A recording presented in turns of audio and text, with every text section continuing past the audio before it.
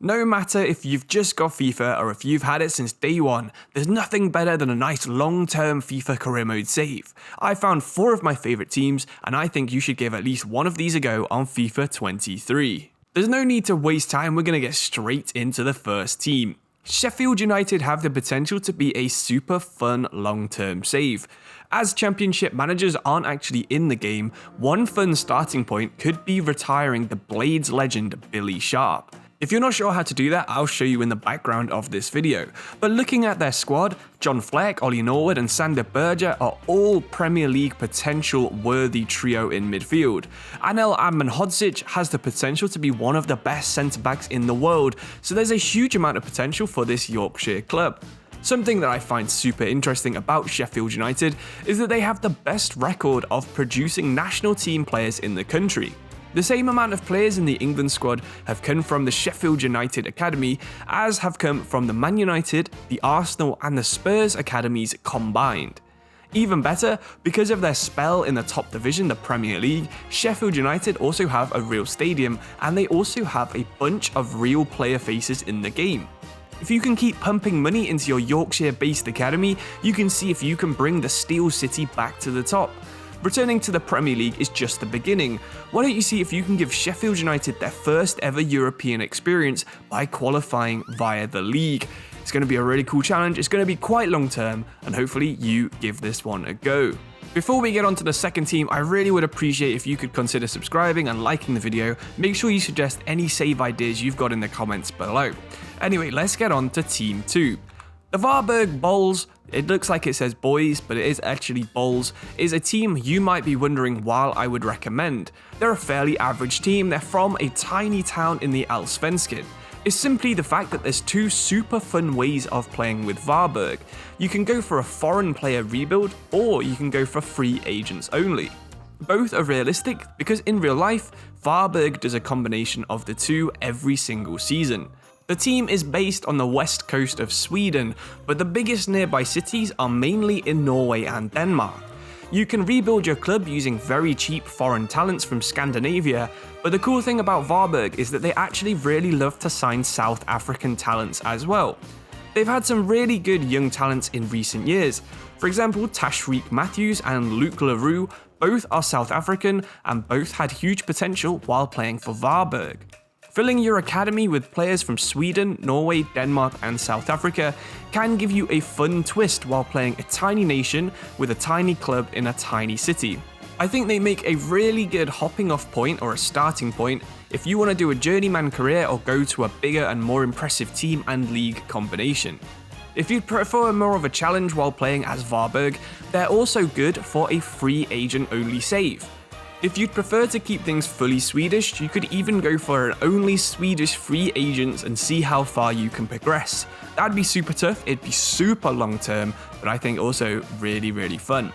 VARBERG is definitely a really fun way of starting a long career, but maybe then you would try and replicate Graham Potter. You can head to the UK and only use VARBERG for the very beginning seasons with this tiny Swedish team.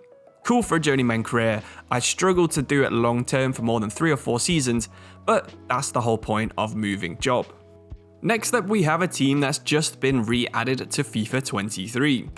Widzew Lodz were promoted last season and in real life find themselves in 3rd in the Ekstraklasa after just 16 games. This isn't just a random bit of success from a newly promoted team though. Lodz have won the Ekstraklasa 4 times, most recently in 1997. As with all Polish teams, derby matches are one of the most fun parts of this club.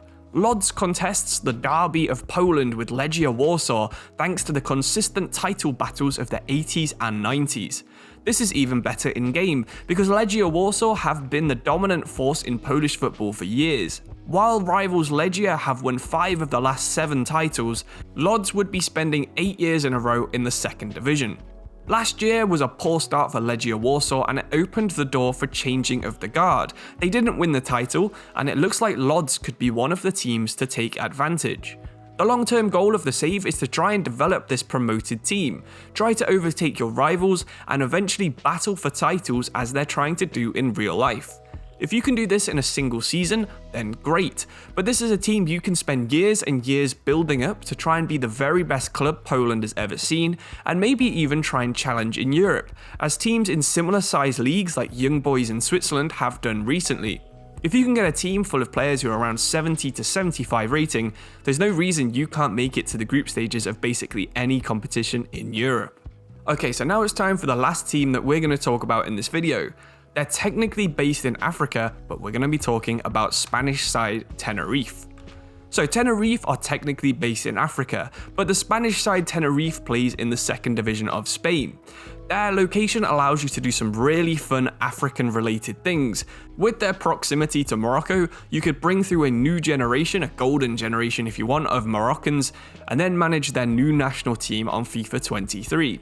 You could even see if you can find a bunch of players who were born in these islands that are just off Africa. I mean, one of them's even Cristiano Ronaldo, and maybe do a combination of the two by filling your academy with young African and Spanish players, and also sign some players who were born in these islands like Funchal, Madeira, Tenerife, and Gran Canaria. The island has produced some really good players in the past. You've got former Barcelona winger Pedro, you've got Leicester City winger Ayoze Perez, they were both born in Tenerife, and on Gran Canaria, which is also in Spain and very close to Tenerife, you've got David Silva and Jesse Rodriguez.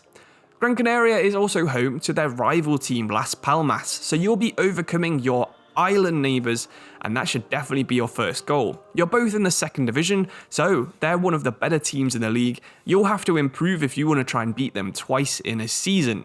But Tenerife does have history of getting promoted and playing in the top flight.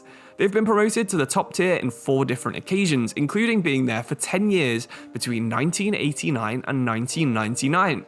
Tenerife even managed to finish as high as 5th in the league table on 2 occasions. This qualified them for the UEFA Cup. This should definitely be your goal on your FIFA save. See if you can bring European football to Africa in one of the longest term Spanish saves you can possibly do. It's going to be really fun depending on which route you do. You're either going to be using a lot of transfer budget buying players back who were born in the area, you'll be spending lots on scouts trying to find the best young players, or you'll be doing a combination of both. It's going to be tough to try and juggle your finances with such a small club, but unfortunately they don't have a stadium, otherwise I would really recommend Tenerife basically every single time.